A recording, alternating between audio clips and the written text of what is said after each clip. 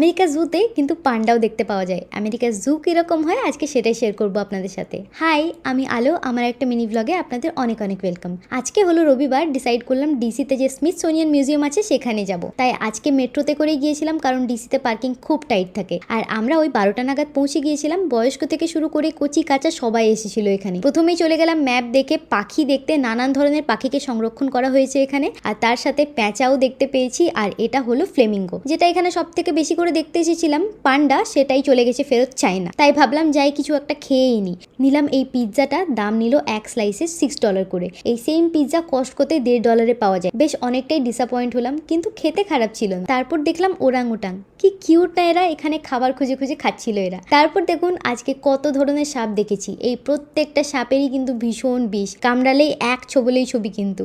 আর এই যে এটা হলো শিল মাছ, এটা আমার এত কিউট লেগেছে দেখে কি বলবো। আমার দেখা সব